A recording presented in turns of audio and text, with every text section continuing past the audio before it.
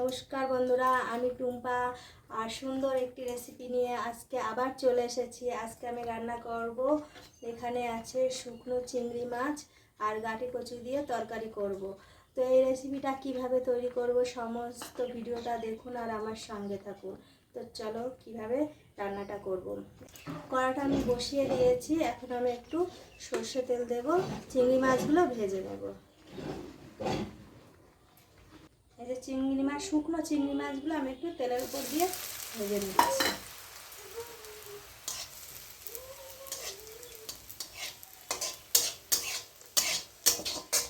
ছোট ছোট মাছ তো তাড়াতাড়ি ভাজা হয়ে গেছে।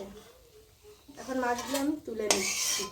রান্না করব খুবই সুন্দর এবং সহজে এবং খুব তাড়াতাড়ি এই রান্নাটা হয়ে যাবে। এই তেলের ভিতরে এই যে ধুয়ে রাখা বা কেটে ধুয়ে রেখেছি এই গাঁটি কচুগুলো দিয়ে দিচ্ছি।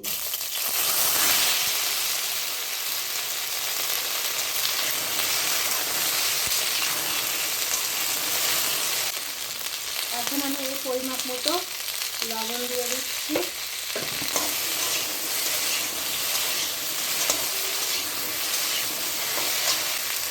পরিমাপ মতো হলুদ দিয়ে দিচ্ছি। এখন সুন্দর করে ভাজা ভাজা করে নিতে হবে। একটু ভালো করে ভেজে নিতে হবে যাতে কচুর যে লোদ ভাবটা যাতে না থাকে। ভাজা ভাজা হয়ে গেছে, এখন আমি পরিমাপ মতো জল দিয়ে দেবো।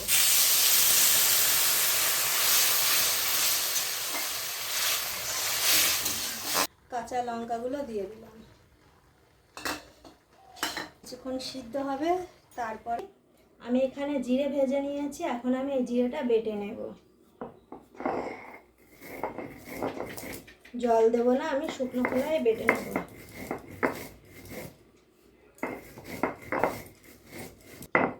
আমার বাটা হয়ে গেছে, এখন আমি তুলে নিচ্ছি। দেখো জিরেটা সুন্দরভাবে বেটে নিয়েছি, এটা সিদ্ধ হয়ে গেছে। গাঁটি কচুগুলো সিদ্ধ হয়ে গেছে। গাঁটি কচুগুলো সিদ্ধ হয়ে গেছে, এখন আমি এই ভেজে রাখা শুকনো চিংড়ি মাছগুলো দিয়ে দিচ্ছি। এখন আমি নামিয়ে নিচ্ছি, ফোড়ন দেব এরপরে।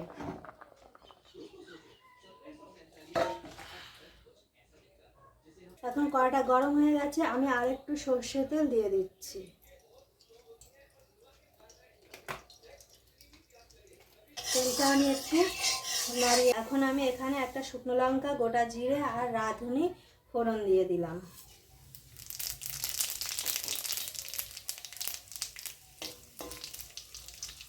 ফোড়নটা একটু ভাজা ভাজা হয়ে গেছে, এখন আমি এই যে তরকারিটা, এই গাঁটি কচুটা ঢেলে দিচ্ছি।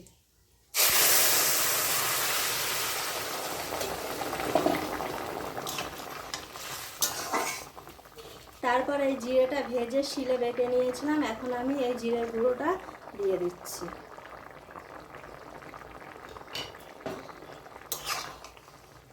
বন্ধুরা, সুন্দর একটি খুব সহজে এই রেসিপিটা তৈরি করে ফেলেছি। খুবই টেস্টি এবং গরম ভাতের সাথে খেতে দুর্দান্ত টেস্ট লাগবে।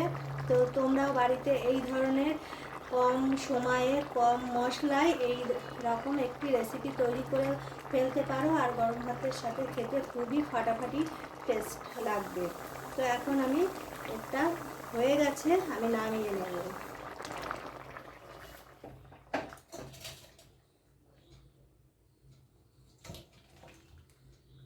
কত সুন্দর একটি রেসিপি খুব সহজে তৈরি হয়ে গেছে।